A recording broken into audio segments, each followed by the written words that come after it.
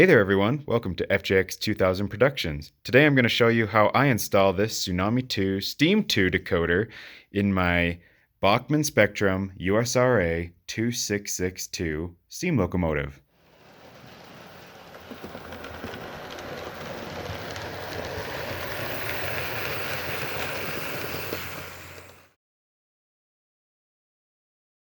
So this is one of those models that I found on eBay quite some time ago, and it had a few bugs that I had to work out. It had a slipping driver issue that is quite common, and it had a drive shaft issue where the drive shaft that comes out of the motor had like a little joint on it that's supposed to meet up with the worm gear, and that was slipping off the actual drive shaft. I had to glue it back into place.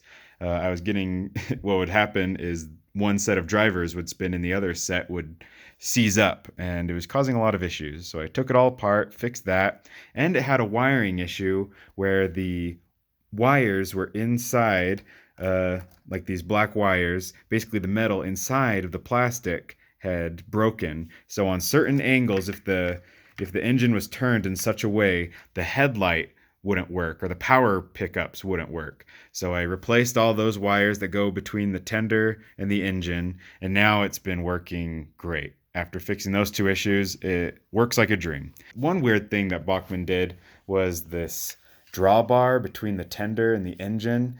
The drawbar connects kind of above and in front of the trailing truck, and it causes some binding issues. So I keep that pretty loose, but that's beside the point. We're going to show you how I install this decoder in this locomotive. This tender is quite a common Bachmann one.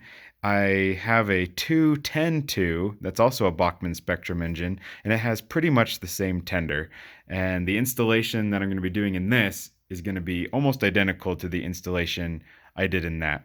So that's something to keep in mind, is that this might work for multiple different Bachmann models that have this style of tender. When I bought this model, it either had the factory Bachmann decoder in it or it had this DigiTraxx one. Either way, this is what I had in here just recently, and I'm taking that out, obviously.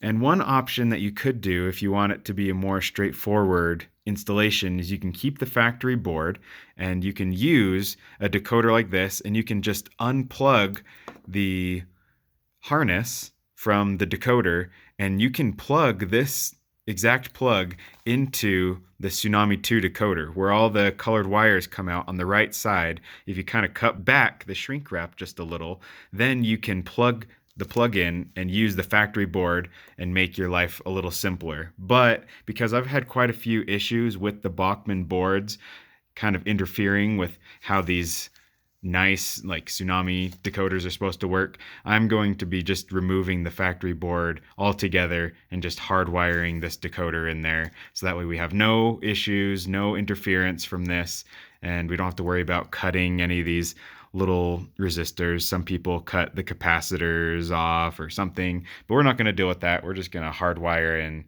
our decoder. One of the first decisions you'll have to make is regarding speaker choice and speaker placement. I myself have had a lot of success with the SoundTraxx Mega Bass speakers. I really like how they sound. If you can get the 28mm one, I recommend that. But for this one, we're going to be using the 23, and it works just fine. This model isn't like most Bachmanns that have the speaker mounted underneath and in the center of the tender.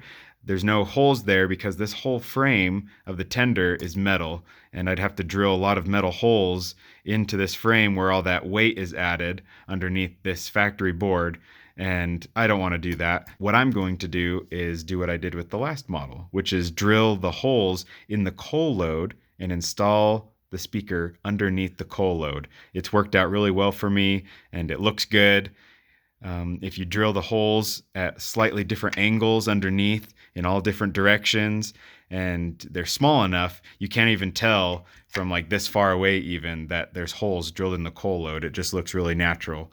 And you can even do more details to make it even more hidden, but it works out well for me.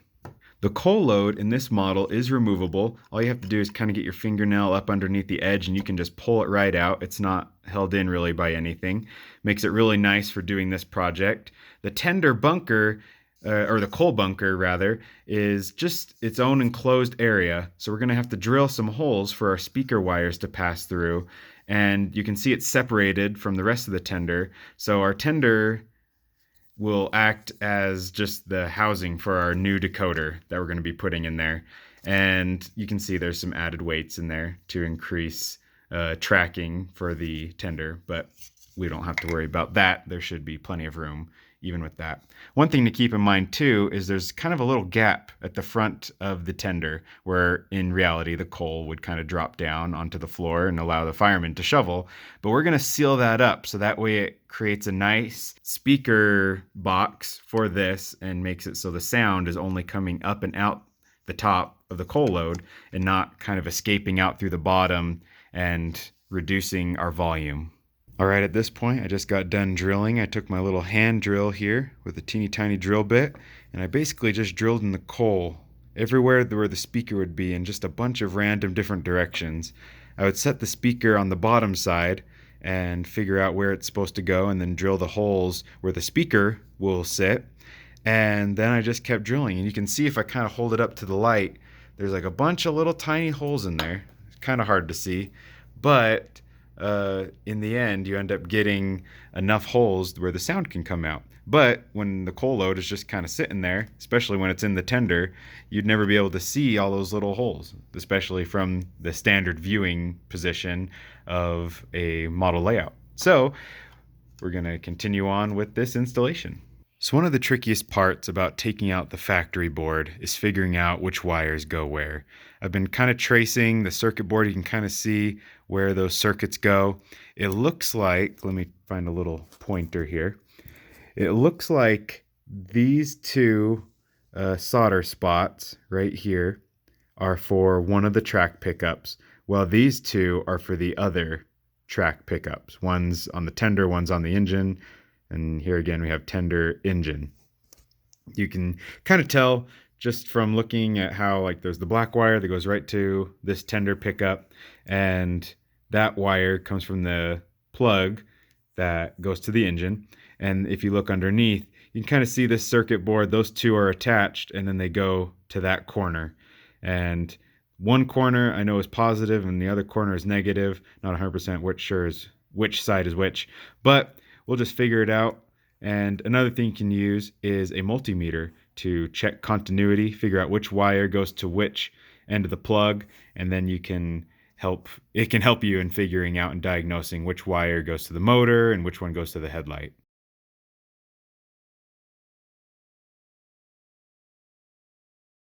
Went ahead and soldered up the positive and negative track leads to the decoder, one going to the black wire, one going to the red wire.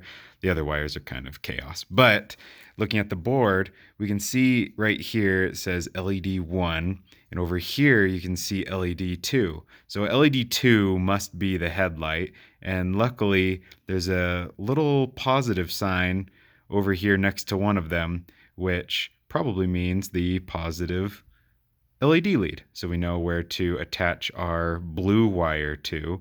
And the other one, you can kind of see if it focuses. Let's see. It says M plus right there at the tip of my thumb. So that probably means motor, the positive motor terminal. If we mix up the motor terminals, it's okay. In the decoder, you can switch around positive and negative, so the forward and backwards direction is correct. But as long as we get everything else done, then nothing should short out. So I'm going to go ahead and attach the LED wires. I'm going to make sure to put a resistor in line on the blue wire to the headlight, so that way we don't burn that out. And I'm going to wire up the motor leads. All right, at this point we were making some pretty good progress. We have the tender cover right here. You can see I drilled a little tiny hole in the corner of the coal bunker, and that's where the wires for the speaker go out. The speaker is wired up and should be good to go.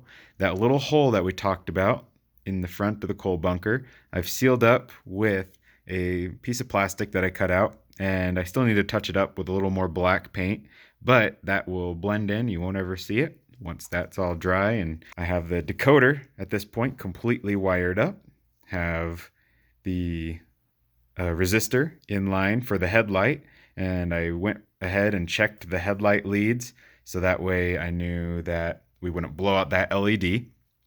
And the motor, I'm not 100% sure of, but like I said earlier, if we find that it's going backwards when it says it's going forwards, then we can just switch that around in the settings and fix that problem. But at this point, we are ready to test it. So let's try it out. Okay, here we are at the test track. You can see it's still a long ways from being all buttoned up, wires going everywhere, but we have sound. And if we test out that sound, that's just the factory default whistle. We have our bell. And obviously it's a little rattly and the speaker isn't very loud, but once we get it in here and this is acting as its baffle, its little box, it'll sound way better, even with that coal load on top. We can test our headlight. And sure enough, we have the headlight coming on properly. And we can try our direction. Let's try going forwards. Oops. Just like I talked about, looks like I mixed up the motor wires. I could switch those right now, but at this point it's just easier to switch it in the decoder settings. The forward is backwards, backwards is forwards. So yeah, as I put it in reverse, we actually go forward. But it's working, and at this point we can pretty much button everything up, put it all together, get the speaker secured to the coal load. I'm probably going to use some silicone to do that, and then it'll be all ready to go.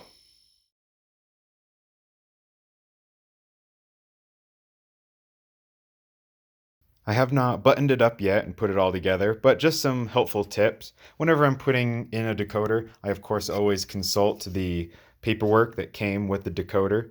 It especially helps seeing which color wires go to what, and if it's hard to see which color is which, if you're colorblind like me, then you can just kind of figure out, oh, this one is on this side, 1, 2, 3, 4, 5, till you get to this wire, that sort of thing, and it helps keep things straight.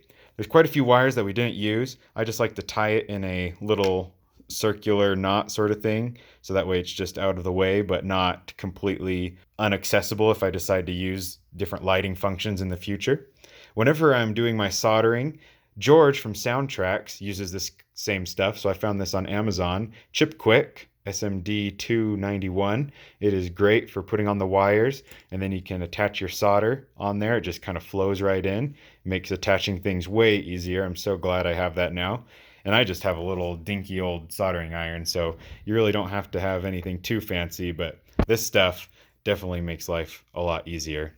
And I just have this little squeeze bottle of silicone, and it's worked great for me. This is just clear, and it works, like I said, for putting that little spacer piece in that closes up that gap, and I'll use it to secure our speaker to our coal load, wherever that has gone, right here it looks like. We'll just put it right under there, underneath all those little holes, and that way the sound can come up and out.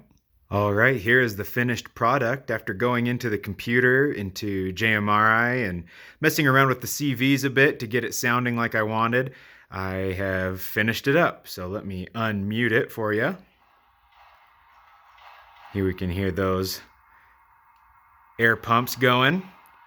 I decided to make it sound similar to the Chesapeake and Ohio 1309, the one that the Western Maryland Scenic Railway just restored, since it is the same class of locomotive. So this is the whistle that I threw on there. You can hear nice and loud. It comes out of that tender beautifully. We got our bell. Let me show you that headlight.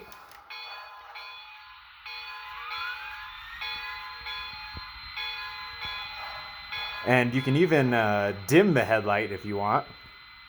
You can kind of see the frame rate making it flash, but in real life, you can't see the flashing.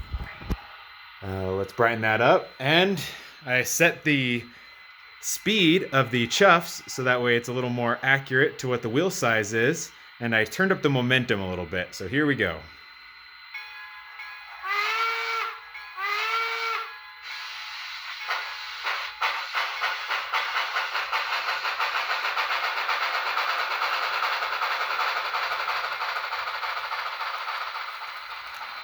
You can hear that dynamic digital exhaust. Once I was throwing on the throttle, it was pretty loud, but then once I released, it got pretty quiet. Let's go in reverse. Since there's no reverse light on this, I just kept the headlight on in both directions. I messed a bit with the reverb too, so that way it would be a little echoey, the whistle, but not too much. And I turned it up on so the automatic cylinder cocks come on once it starts rolling. But there you have it.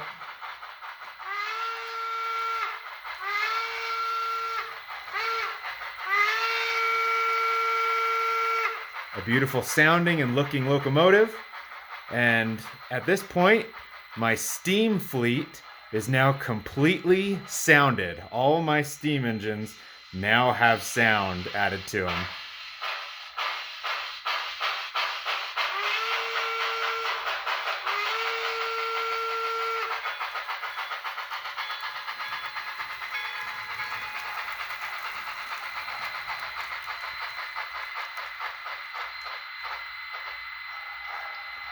Well, there you go.